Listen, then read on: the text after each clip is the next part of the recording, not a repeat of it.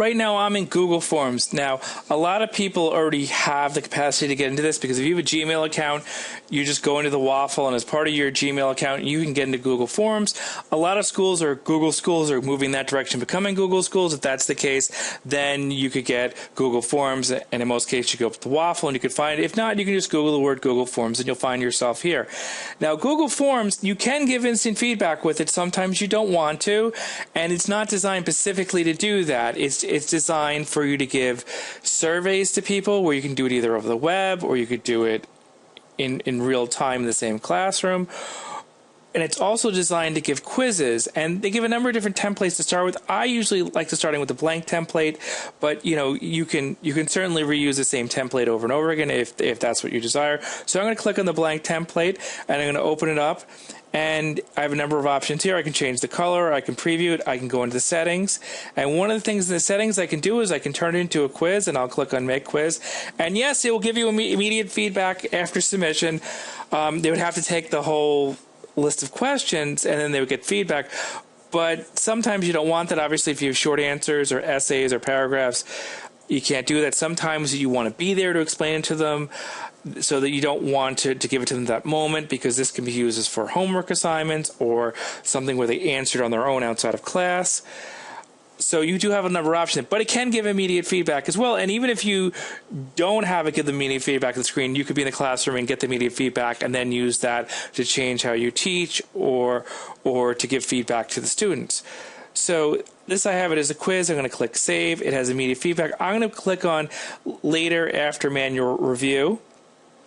And you'll see why here in a moment. If I click on this, it gives me so many different possibilities here. Short answer and paragraph. So if you're doing something, say if you're an English teacher or you're a social studies teacher, or even if you just want them to write a specific sentence on something, you could be a science teacher and you might want to break out of the multiple choice format. The options are there. You can upload a file. So there's a number of different choices. In fact, there's probably too many. And there's more choices on this than there are in a lot of the student response systems.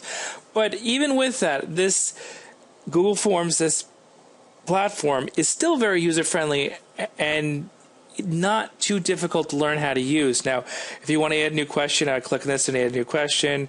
There's add a title and description. I can add an image. I can add a video from YouTube, and I can also even make sections. And they have also the responses. And with the responses, it will give it back to you in a spreadsheet form. That's what is CSV format. It gives you the choice. You can make your own spreadsheet, or you can use the one they have. I almost always use the one they have unless you have a spreadsheet where you just want to keep accumulating information in the same spreadsheet. But having separate spreadsheets is okay as well, so I would have it create one for me. And if you've used some of the student response systems that we've spoken about, then Google Forms is very similar. And once you learn one of the student response systems, you tend to know the basics of all the others. Just like if you know how to use Microsoft Word, then you could use WordPerfect, or you could use Google Documents. They're very similar. They're not exactly the same, but the basic concepts always hold true. And it's the same with Google Forms, except Google Forms, most people tend to think about it as giving data where you get the information back for the next class, which is fine too. Anything we can do to shorten the cycle in which they get the data so that they get it quicker, so they get the feedback quicker, so they can make the corrections quicker, and so that you can have data to know how they're doing, so that you can either reteach or teach it differently, or to speak to someone about what they need to do. Anytime we can speed up the data flow where you get data quicker and they get feedback quicker is a positive and can help your classroom run smoother and more effectively, which is very important because we only have a certain amount of time with them, and people want to see results if you can get it. So the more data we can go back and forth in a short amount of time, the more opportunities they have to get positive reinforcement, the more opportunities that you have to know how they're doing, and the more opportunities they have to create self-awareness to how they're doing, and at least to know that they don't know how to do it, and that they need to do more. And also, giving the response sooner gives them the opportunity to gain that positive reinforcement for when they get it right. at a much sooner point in time, not after they've taken the test and failed, and then we're not going after it, going over it ever again. That's the traditional way of doing it. You take the test, you fail, and okay, we're not going to go over that again.